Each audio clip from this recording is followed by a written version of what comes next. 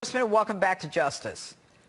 Well, thanks for having me on, Judge. And, I want to just give your listeners, viewers, a couple of numbers, because when you were going through that intro, it occurred to me that, first of all, only 3 times in 35 years has the full House held someone in contempt, the last one being Eric Holder. Right. Eric Holder was held in contempt after I subpoenaed and asked for documents and worked with the Department of Justice for 204 days, and then he finally refused to give us any additional documents.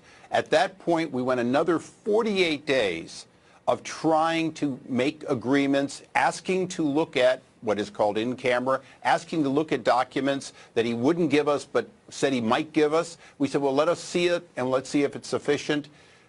Here we have Jerry Nadler, 19 days, over half of which he was on vacation, 19 days from the release of the report, and he does contempt. And the killer about this is his people were offered the opportunity to go down and look at the documents unredacted and decide, did they really need them? Did they need to somehow get, secret things that were done on a grand jury? What's amazing is the minority, the Republicans, sent down people, some of whom used to work for me. They looked at them, they read them, and then they advised their ranking member to vote no on contempt. Well, Jerry Nadler voted yes on what he's never seen. Well, and, given the opportunity to go into that skiff and see that stuff, they don't want to see it, which leads anyone to the one conclusion that makes sense, and that is that this is all about chaos. This is all about creating a constitutional crisis. The only crisis in this country right now, Congressman, is what's going on the border, where people are, they say 96,000 this month are coming in from the southern border in 1 month. That's double the size of the town that I grew up in.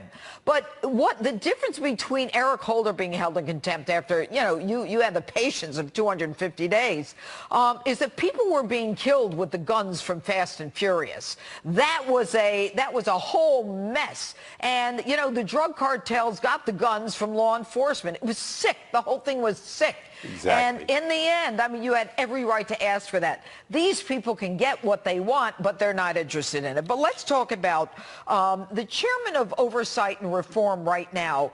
That's Elijah Cummings. What is he doing?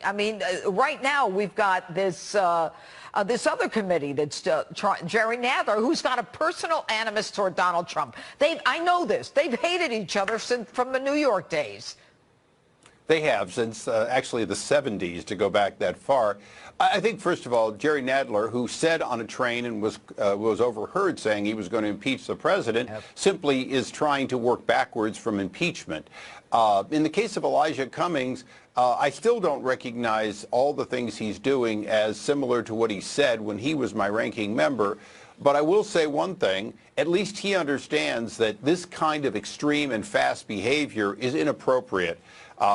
Now, here's one of the interesting things, though, is when you look at Jerry Nadler's greatest offense, it was the indignity, if you will, of his saying that he and the other elected officials, people who should be accountable, including AOC, that they're not going to ask the questions. They're going to have unelected staff attorneys ask the question, something that hadn't happened since Watergate. That, to me, was unbelievable, and I was so happy that the Attorney General said, I'll come down. I went to the Senate, but I'm not going to be cross-examined by staff attorneys lawyers. when, That's in fact, absurd. the members are just trying to duck their responsibility. Well, and, the Democrats are in a frenzy right now. How do you think that the people are looking at this? These people, after they get the Mueller report that they sold us as this is going to prove that Donald Trump shouldn't be in the Oval, not one iota of collusion between the Trump campaign, and they violated all the rules, which I'll talk about later in the show.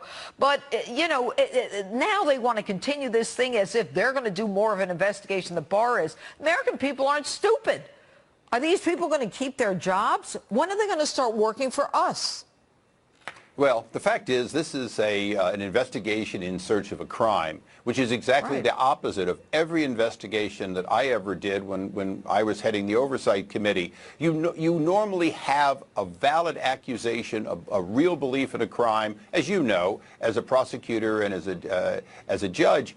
You start off with a prima facie case. You start off with something that passes the sniff test, and then you investigate. In this case, when they ran out of it and it was time to dismiss, what they did was said, well, there must be a crime. Let's go get his tax records. Let's go after his kids. It's endless. I think the important thing, though, Judge, and what we all know now, is that this is a purely political witch hunt, and for the president to not stand his ground would be irrational. Right. And I'll give you an example. Sometime in the near future, against her best interest, Nancy Pelosi will probably hold a contempt for the full House on this question. I'm hoping that the Department of Justice will say to every member of Congress, come down, read the unredacted report. See what's there. So the ones that vote yes will be the ones that haven't read it, and the ones that vote no will vote no because they've seen it and they know for a fact there's no reason that these things have to be made public against the law and against tradition. Right. Congressman Darrell Issa, thanks so much for being with us tonight.